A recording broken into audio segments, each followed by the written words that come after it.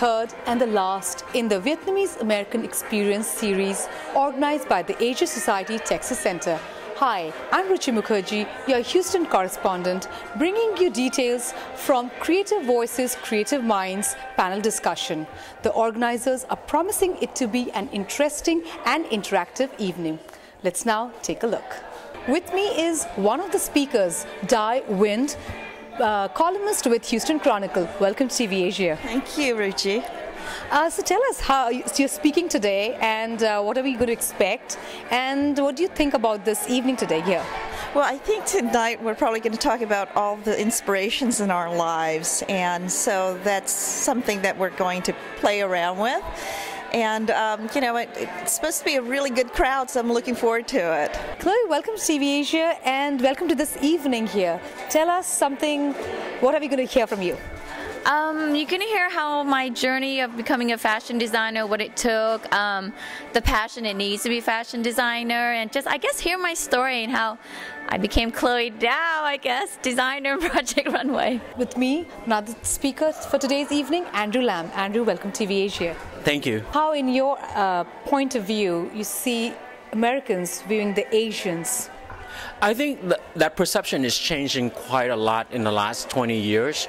Asia is becoming more close to American life than before. I mean, 20 years ago, who would think sushi would be part of, say, food in high school cafeteria in some schools, you know, or that you can find fish sauce down in aisle 4 in Safeway, you know. So in a way, Asia is no longer that exotic to the rest of America, that in fact, you know, we are more informed of each other than we thought can be possible. I think it'll be a very interesting panel. I'm an artist myself, and so I'm very interested in the creative process, and I look forward to hearing how other people come up with ideas, how they synthesize them, and sort of how the end product comes about. When I first started, my father said, can you tell me, you know, because I told my parents I'm not going to medical school, and that I'm going to go to writers MFA program at SF State, and my mom just like cried right there. Yeah, and you say, "Oh my God, sending you to Berkeley was a big mistake. You're going to be a hippie, and you're a hippie." And I said, "No, I'm going to a master program in creative writing." And my parents said, "What is that? Why are you writing? Why aren't you a doctor?"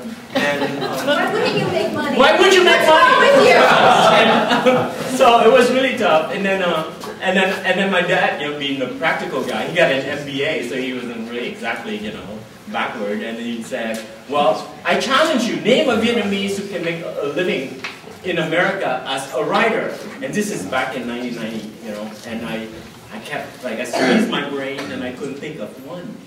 There was no one. 1990 was 15 years after the Vietnam War ended, and the community was the one that was built on people who escaped from Vietnam, mostly immigrants and refugees. And so, who the hell are you, you know, speaking English as a third language? I went to French school in Vietnam. So, so like, who are you to write, you know? And so I could name one person who could make a living as a writer as a Vietnamese. And so I looked at my dad and I said, "You know, Dad, it's gonna be me." And then he said in Vietnamese, "No, mất dạy." Mean you, uneducated, whatever that. How do you translate that? You have no teaching, you have no learning. You have no learning. Ingrate. Yeah, ingrate. But in his defense, it's true, because just yesterday I was saying, when I grow up, I want to have Andrew. I do. Basically, she said I'm old. But anyway, so long story short, I decided to go into the writing career against family expectations. Wait, what was your question? Okay, thank you. You know, it's really funny because of Project Runway, I get to do a lot of interviews and a lot of things, and I always tell people, I don't speak English. You know? No. I mean, I do a lot of speaking engagement. I think it's hilarious because, you know, English is my second language, really my third. So for me, it's really weird. I live in this kind of blissful, ignorant world because I don't see myself, because I get an interview like, being a straight designer, a female designer, is that a challenge against the gay designer? I'm like, no, that never affected me. Being a female in the industry, does that ever, you know, make you challenge? No. Being Asian, no. Being short, no. I mean, honestly, I never see any of that as a challenge because I'm just because this thing I do is what I really do, and I think I'm pretty. And there are some moments where I'm like, oh my God, I suck at design, this dress is horrible, I hope no one ever gets to see this. Of course I have those moments. But when you want to do something so badly, you kind of just, all those challenges that everybody faces and you know is there, you don't see it. You're just doing your thing and hopefully it's successful. So honestly, the main challenge is just to make the perfect garment or what I think is the perfect garment. That's the only challenge that really, truly, that you have to care about. When you think of all the other barriers, then it's just going to bring you down, and you can't do what you need to do. I think as an artist, you tap into your experience. When you create, whether it's a painting or when you're writing, you tap into past experiences. And so for myself, it was just understanding a lot of the challenges that my parents went through in my family and the difficulties that they had to overcome. And so over the years, and I started focusing more on writing profiles. And when I do my profiles, it was always the profile that basically dealt with an individual challenge, whether it's to save his great-grandfather's coffee farm, or to open a restaurant after basically immigrating, crossing the border illegally into the States. And I was able to understand the challenges that we went through because of my heritage. And if you were to ask me how that bridged over into my career, I think it, my past experiences.